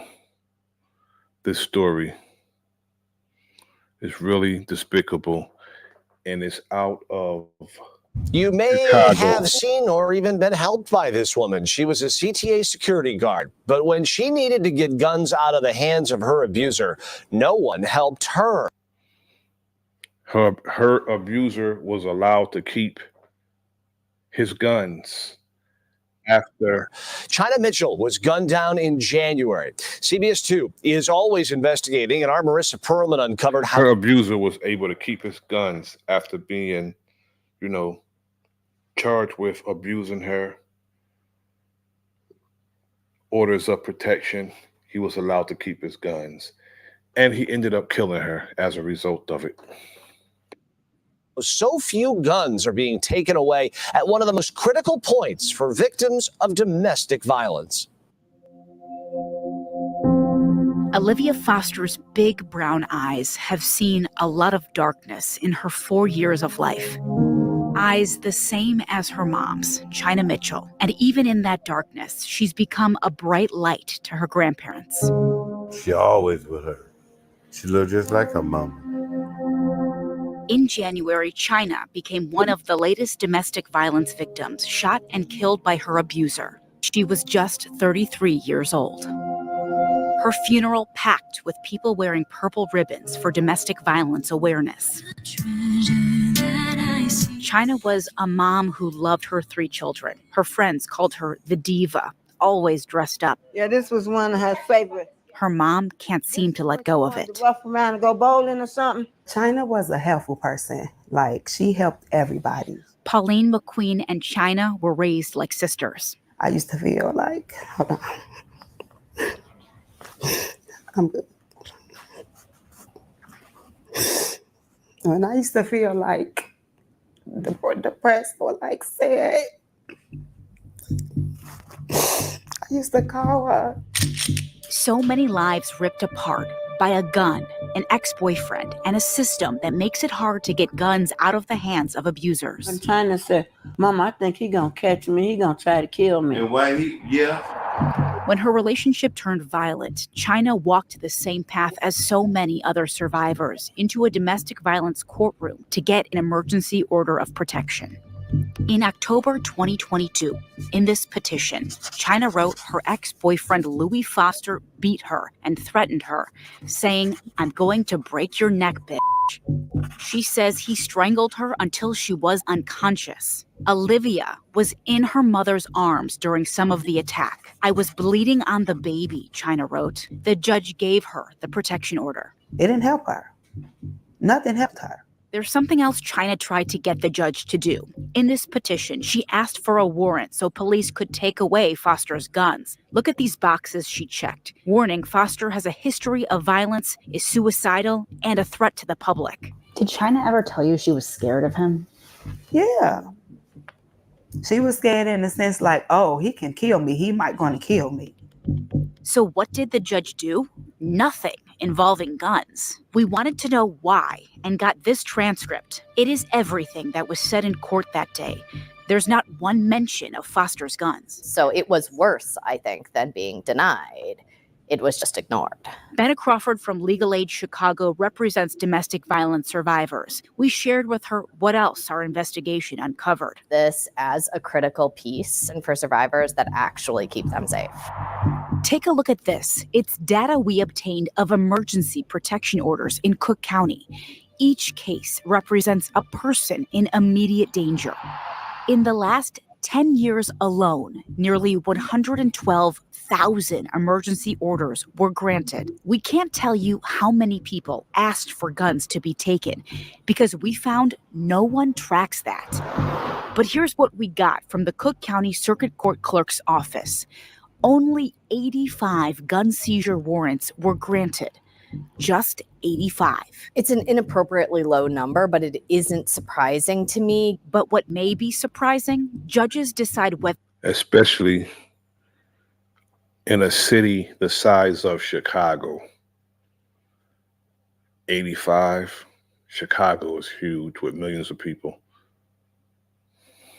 Their abusers can keep their guns while blind to their criminal histories. It's just not a position that we want judges to be in when they are making these life or death decisions. And get this, this system makes survivors bring proof of their abuser's violent criminal history to court, a responsibility China likely didn't know she had. Foster was a felon who served time related to a gun charge and couldn't legally even own a gun. As it turned out to be true, without... Now this makes the story even crazier. He wasn't even supposed to have guns. And she asked for his, she told them he had a gun. And they didn't even check that out. The judge should get, whoever's in charge of this, as far as the judge, should be in a lot of hot water right about now. Without the issuance of that, removing his firearms, she was likely to be seriously harmed or killed. Police say it was here on January 15th where China saw Foster with a gun. She liked going to this pawn shop to buy and sell jewelry. China ran to around the cabinet, around the place to the women, to the bathroom. He caught China in the bathroom and shot her in the chest. And when she fell on the floor, he shot her again in the side of the head. And you would think before he pulled that trigger, because I'm pretty sure China said, what about Olivia? Louis Foster is Olivia's dad. I'm pretending to be happy. Just sad, kind of gloomy. It's sad, but I'm pretending to be happy. Kind of gloomy. We met China's parents, Frankie Mitchell and Brenda Ferdinand, at their home on what would have been China's 34th birthday. They're now raising all three of Absolutely China's crazy. kids. Because it seems like she never left. But it don't seem like she's going to come back either. She was from God. She loved everybody. And on this birthday, Olivia remembers her mom. Happy birthday, Mommy. And later that night, more purple. Happy birthday, China! China, I love you and I miss you. I tell you good night every night. And I tell you good morning every morning. And I think you're looking over me because I'm doing the best I can with your children. I love you and I'll see you later, just not yet. But please save a seat for me.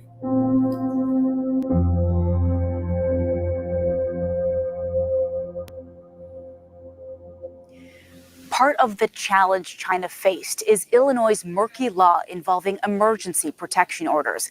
This is a really dangerous moment for victims, yet court sources say the law is unclear as to whether judges have the authority to take away guns at that point. Lawmakers have been sitting on a bill that could help fix this problem. It's called Karina's Bill. It's been stalled for more than a year in Springfield, named after a woman gunned down by an abuser. China's accused abuser, Louis Foster, pleaded not guilty to charges of murder and being an armed habitual offender. In the newsroom, Marissa Perlman, CBS 2 News. Now we're going to go over to Cleveland to some very recent news. A Cleveland officer was killed in the line of duty, and they're telling us what they know thus far. Starts now with a breaking news alert. This is a really tough situation, and it's hitting everyone really hard. A somber start to the holiday. A Cleveland police officer. So this is the problem that I have. When a cop is killed, they have a press conference. They express remorse, somberness, and anger oftentimes. But they don't do this when what they do affect the family. When they kill somebody's loved one senselessly, most of the time it's senselessly. Somebody's unarmed and they're shot by the police. A traffic stop escalates to a deadly shooting. The police ego caused them to pull their firearm out and discharge it, killing somebody. And sometimes they'll do it right in front of these people, children. As children can be in the back seat and they'll still shoot into the damn car, not even caring who they hit. So when I see this, I feel absolutely nothing. Officer shot and killed in the line of duty. Our officer is a 27-year-old male. He has been on the department for the past 4 years. As summer safety is the department's top priority right now, police are paying their respects to one of their own. Freedom. Especially this department. Cleveland is the most corrupt police department in the United States. They just had a whole massive firing because of the corruption of the police officers in Cleveland. Depends on the men and women of our police department. A heartbreaking and tragic start to this Independence Day. Thanks for joining us. I'm Nicole Versansky. We have a lot to get to in this horrible incident. Total team coverage now at noon. Brittany Ware with what we know about the fallen police officer, and Colton Molesky with how all of this happened and breaking details on the suspect. Let's begin there with Colton. He's at the scene of the shooting in the Huff neighborhood where police have been all morning. Colton, tell us what the scene looks like right now. Cole, as you can see, this street pretty quiet. This is East 80th. The last first responding vehicles rolled out of here about 15-20 minutes ago. The last building that police were in was this house behind me. You see that light on the right-hand unit. That's the last place that we saw police come out of, and they've been here throughout the morning investigating the slaying of a Cleveland police officer. And the latest that we have this morning is they confronted a 24-year-old suspect who is now in custody. And in the last few hours, police officially charging Delonte Hardy. Here's what he looks like. Here's his mugshot. This is Hardy and the mugshot we got from Cleveland police. According to the CPD chief, multiple officers responded to the street to serve a warrant for a wanted man on felonious assault that happened around 1 a.m. When they arrived, that suspect Hardy tried to get away on a bike, firing shots at police. That is when an officer was hit. One of our members was struck by one of those bullets. He was transported to the hospital, and he did expire at the hospital from his injuries. Our officer is a 27-year-old male. He has been on the department for the past 4 years, and he's assigned here to the 3rd district. Obviously, this is a developing story, and we'll be live throughout the day with the latest. For right now in Cleveland, Colt Molesky, 19 News. Thank you, Colton. And now to what we know about the fallen officer. The police chief calling him a true hero in a press conference this morning. The department has not officially released his name. 19's Brittany Weir live outside the Cleveland Police Patrolmen's Association. Nicole, well, the police chief, Dorothy Todd, describing this whole thing as just absolutely devastating. She says that they're not releasing the name of the officer until all family. You know, I'm not a misogynist or a male chauvinist, but women police chiefs just rub me wrong. I may be tripping, but it's just everyone just seemed like they're just totally incompetent and not fit to lead a department. The departments are always messed up. It's bad enough when men are running departments, but every department that a woman chief is at, the department is totally in shambles by mere incompetence. Family are notified. Now, we did speak to the CPPA union president here, and he said that officer's family all lives out of town, and they are making their way to Cleveland. However, we do know, again, that this officer was 27 years old and served on the department for 4 years. He was also assigned to the 3rd district. And this morning, as Chief Dorothy Todd was making that announcement about the officer who was killed, she asked the community to keep law enforcement in their prayers. She said this is a really tough situation and it is hitting the department hard. I hope that this is another time to, show our support to our officers. They need it, they deserve it, and I think that they, some of this criticizing of them needs to go away, and they need to be recognized for the heroes that they are. Also, because a cop is shot and killed, they don't get no criticism for their incompetence and for their abuse that they do. It's supposed to stop. When we just seen months ago that a whole lot of Cleveland police officers were indicted because of wrongdoing, abuse, and corruption. But we're supposed to stop criticizing police when they have the safest job in the world. It's not the most dangerous job in the world because, for one, they have all the weapons and the upper hand and the law behind them. So that's not the most dangerous job in the world. It's the safest job in the world.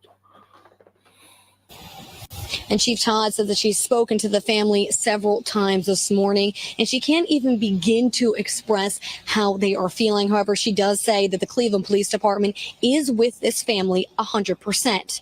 Live in Cleveland, Brittany Weir, 19 News. All right, Brittany, thank you. And 19 News will have continuing coverage on this story. Stay with us here on air and on our digital platforms as the city and beyond mourns this officer. Cleveland's I want to thank everyone who joined me this evening.